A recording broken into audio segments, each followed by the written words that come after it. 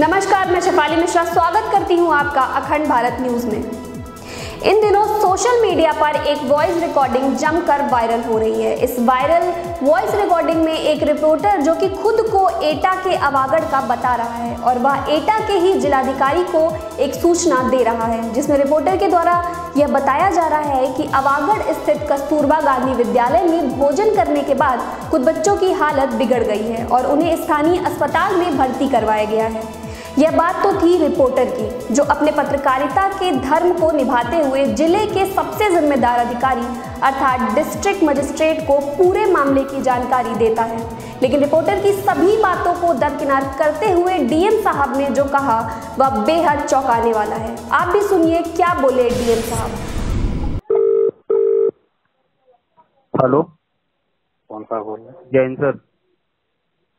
Hello, Jain sir, Biru पत्रकार बोल रहा हूँ सर, अवागढ़ से। अच्छा देखो सर, एक कस्तूरबा गांधी अवागढ़ में एक आवासीय स्कूल है अवागढ़ सर। उसमें 60-70 बच्चे खाना खाने से परेशान हो गए सर, और पीएससी अवागढ़ भर्ती है सभी। हाँ बताइए। पीएससी अवागढ़ में सर एक अवागढ़ थाने वो अवागढ़ क्षेत्र में सर एक कस्तूरबा गांधी स्कूल है सर। तुम कौन बोल रहे हो? बीरू पत्रकार बोल रहा हूँ सर। कौन बीरू पत्रकार? अवागढ़ से सर। ये कौन, किस चैनल के हो तुम? 24 न्यूज चैनल से बोल रहा हूँ सर। अवागढ़ ये कौन सा चैनल है? तुम बताओ, तुम दलाल तो नहीं हो? दलाली लेते होगे सबसे कस्तूरबा और पीएससी अवागढ़ में खड़ा हुआ हूँ, ये कह रहा हूँ मैं आपको। हाँ तो क्या करें पीएससी अवागढ़ में खड़े हैं? क्या हुआ सर? क्या करें बताओ ना। तो आपने सुना कि डीएम साहब सबसे पहले उस रिपोर्टर को, जो कि उन्हीं के क्षेत्र में घटी इतनी बड़ी दुर्भाग्यपूर्ण घटना की जानकारी दे रहा है, उसे दलाल कह देते हैं। और वह केवल दलाल उसे इसलिए कह देते हैं क्योंकि डीएम साहब के निजी फोन में उस रिपोर्टर का नंबर सेव नहीं था और ना ही वह किसी बड़े तथाकथित ब्रांड का रिपोर्टर है। रिपोर्टर बार बार उन्हें यह समझाने का प्रयास कर रहा है कि श्रीमान, मैं एक पत्रकार हूं और मैं यहां पर खड़ा हूं, परंतु डीएम साहब घटना पर ध्यान देने के बजाय रिपोर्टर को भला बुरा कहने में लगे रहते हैं। हालांकि बाद में वही रिपोर्टर, जिसे डीएम साहब दलाल कहते हैं, वही सीएचसी के डॉक्टरों से उनकी बात करवाता है। खैर, डॉक्टरों से बात करने के बाद डीएम साहब ने मौके पर अधिकारियों के पहुंचने की बात कही। लेकिन यहाँ सवाल यह खड़ा होता है कि क्या पत्रकार वही है जो किसी बड़े चैनल का हिस्सा है, या फिर वह जिसके फोन नंबर में जिलाधिकारी महोदय के फोन में सेव है? और क्या वह व्यक्ति पत्रकार नहीं है जो किसी छोटे चैनल, जैसे कि आधुनिक युग की बात करें तो किसी वेब पोर्टल या फिर यूट्यूब चैनल या किसी पत्रिका या फिर सोशल मीडिया पर स्वतंत्र भाव से ही काम करने वाला है?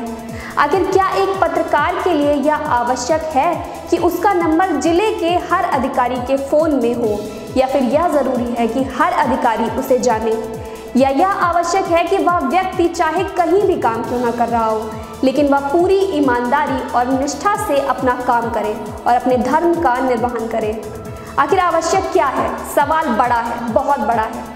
आज के दौर में इस पर विचार करने की आवश्यकता है। खैर, जो भी है, हम इसमें नहीं जाते हैं कि जिलाधिकारी ने एक पत्रकार को क्या कहा और क्या नहीं। क्या ऐसा कहना उन्हें शोभा देता है या फिर नहीं? परंतु मजिस्ट्रेट साहब को यह बताना अति आवश्यक हो गया है कि जिले के पत्रकार तो दलाल नहीं है, लेकिन डीएम साहब के वह अधिकारी जिन्होंने ईमानदारी और कर्तव्य निष्ठा तथा जनता की सेवा करने की शपथ ले रखी है, वह अवश्य दलाली कर रहे हैं, या फिर कहें तो कुछ ऐसा कर रहे हैं जो शायद एक अधिकारी को शोभा नहीं देता। आइए खुद ही देख लीजिए कि वीडियो साहब क्या कर रहे हैं।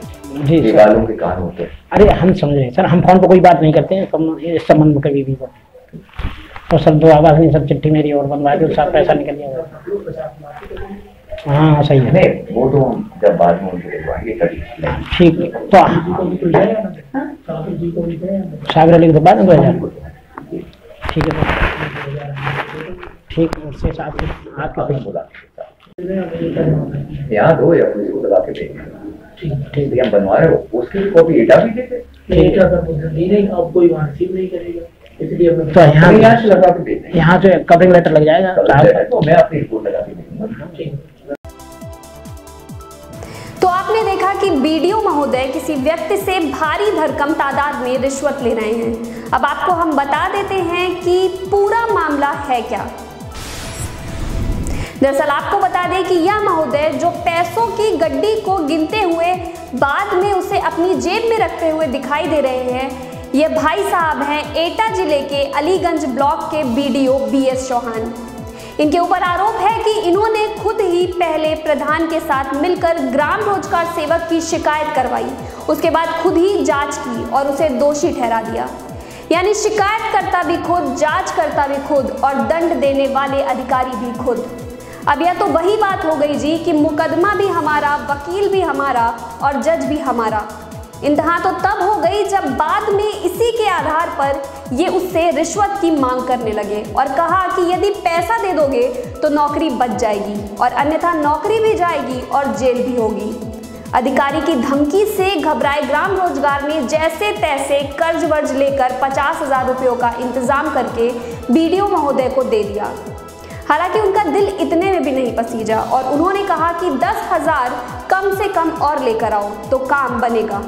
अब हम यह नहीं कहते हैं कि कौन सही है और कौन गलत, लेकिन यह अवश्य कहते हैं कि जिले के जिम्मेदार अधिकारी ही जब इस तरह का बर्ताव करेंगे और बिना सोचे समझे कुछ भी बोलेंगे तो बाकी समाज के लोगों की नज़र में पत्रकारों की क्या तस्वीर बनेगी। वैसे एक कहावत यह भी है कि दूसरों की तरफ उंगली उठाने से पहले खुद के गिरेबान में अवश्य झांक लीजिए। अगर आपको हमारा वीडियो अच्छा लगा तो लाइक करें, सब्सक्राइब करें और बेल आइकन दबाना ना भूलें।